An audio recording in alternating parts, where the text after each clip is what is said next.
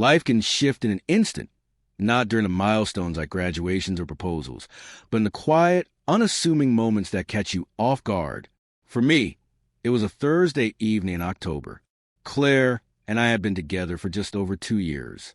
We met at a mutual friend's housewarming, hit off instantly, and soon became a constant in each other's lives. I'm a software engineer at a medical tech firm, a steady job with solid benefits. Claire was a vet assistant at a clinic on the other side of the city.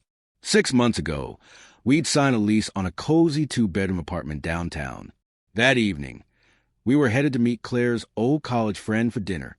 On the way, Claire remembered she needed to drop off some forms for a colleague on maternity leave. "It'll take a minute," she said, pointing to a street I didn't recognize. "Parked by that gray SUV," she added as I pulled up outside a sleek apartment building. Claire grabbed a folder from her bag, leaned over, pecked my cheek, and said, "Stay here. I'll be quick." 2 minutes, promise. I watched her tap a code into the entrance and vanish inside. I fiddled with the radio and shot a text to her friend, saying we might be a tad late.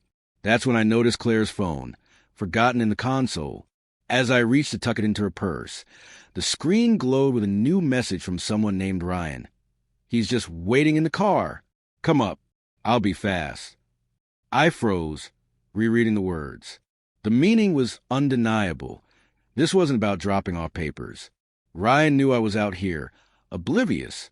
My stomach churned, but a strange calm settled over me. This was no mistake. I wasn't misinterpreting. It was exactly what it seemed. I set her phone back, shifted into drive, and pulled away. On the drive home, my mind replayed the past few months with brutal clarity. Claire's sudden weekly girls' nights, her new habit of showering at the gym, her disinterest in our usual weekend hikes, the way she'd angle her phone away from me. Signs I'd been too trusting to notice. At the apartment, I moved like a machine. I packed a duffel with clothes, grabbed my laptop and documents, and left. I needed distance to think clearly, away from Claire's inevitable excuses. I checked into a hotel downtown and glanced at my phone. Missed calls from Claire started half an hour after I'd left her at Ryan's. Her texts escalated from confusion to frustration to panic. "Where are you? Why'd you leave? Pick up. Is something wrong? This isn't funny, Mark." No admission, just indignation, as if I'd wronged her. I sent one reply. "You forgot your phone. Saw Ryan's message. Don't contact me."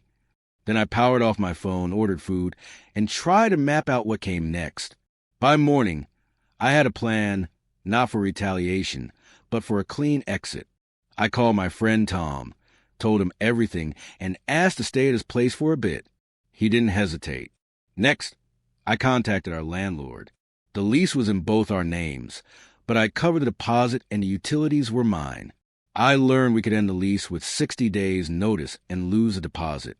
I started the process immediately. Then I called my bank to freeze our joint account used for rent and groceries.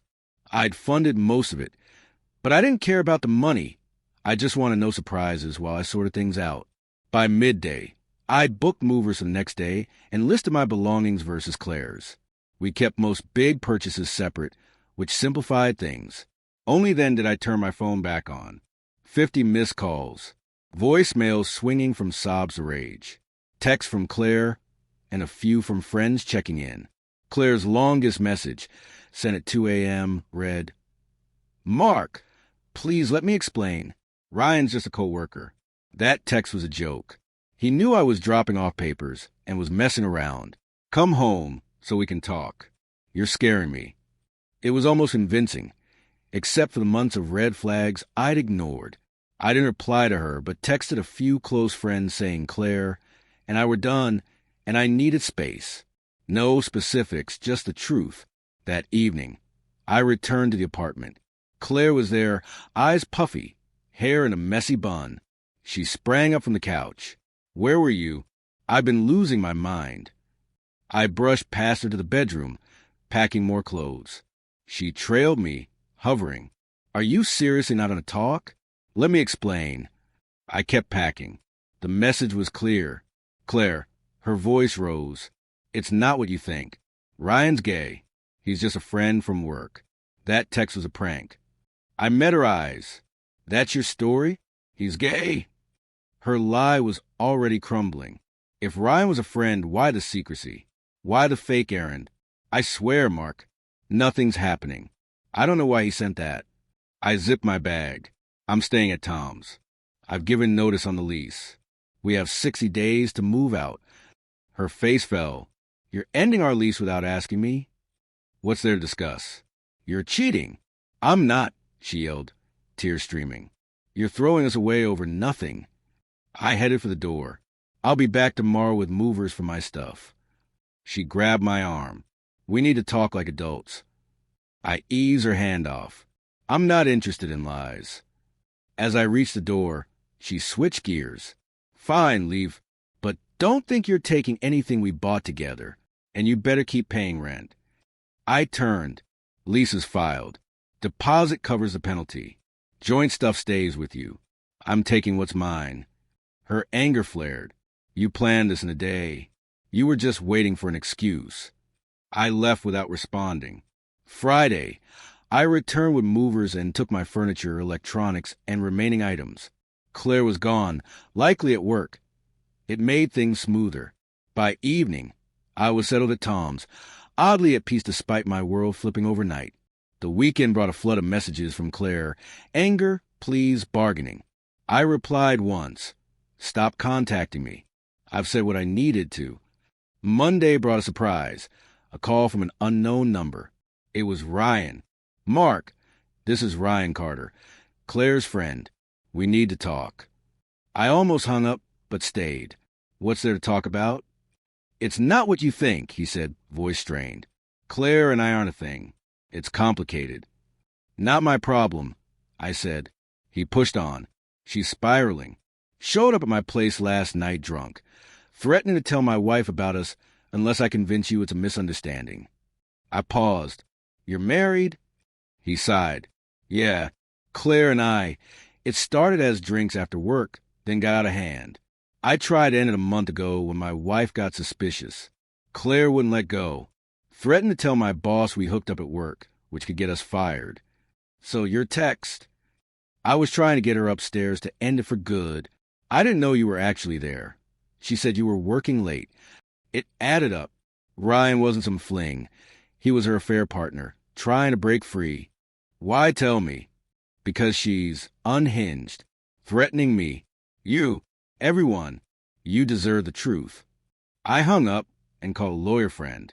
Given Ryan's call and Claire's erratic texts, he advised documenting everything and considering a restraining order if things worsened. The next 2 weeks, I fell into a routine, work, gym, evenings coding or with friends. I started looking for apartments and found one near my office. Claire's messages tapered off. Friends said she was claiming I'd been controlling and ditched her out of nowhere. Most didn't buy it, given how content we'd seemed days before. Then came a knock at Tom's door. An older man stood there, uneasy but resolute. Mark, I'm Alan, Claire's dad. I braced for a fight, but he surprised me. I'm here to apologize to Claire and ask if you'd send her things to our place in Seattle. I invited him in, cautious. Over coffee, Alan explained Claire had moved home after losing her job at the clinic. Fired. I asked. He nodded. Her thing with Ryan broke workplace rules. He was her supervisor. Guess she never told you. No, she didn't.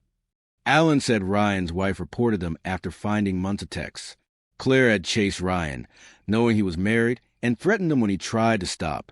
We raised her better, Alan said, voice heavy. We don't blame you for walking away. I told him Claire's stuff was in storage. I'd send the details. He hesitated. Claire's in therapy now. They think she's got some serious issues. We missed it. Doesn't justify what she did, but it explains things. I nodded, feeling an odd sense of finality. For months later, I'm in my new apartment, focused on work, cautiously dating again. Claire's still in Seattle, in treatment for what Alan later said was borderline personality disorder. Ryan's marriage collapsed. He's moved states, working a lesser job per LinkedIn. I sometimes think back to that moment in the car, staring at Ryan's text. If I hadn't seen it, how long would I have been fooled? I'm thankful it happened when it did. Not because it didn't hurt, but because it let me leave with my self-respect. No blowout fights. No clinging to something broken. Just a clear choice to value myself and walk away. Sometimes the best response isn't fighting back. It's knowing what you deserve and not settling for less. Months later, I've started dating again, a graphic designer I met through a friend. It's early, but we're honest, taking it slow. Alan updates me occasionally. Claire's improving, but I keep my distance. Life goes on, and that's the real victory.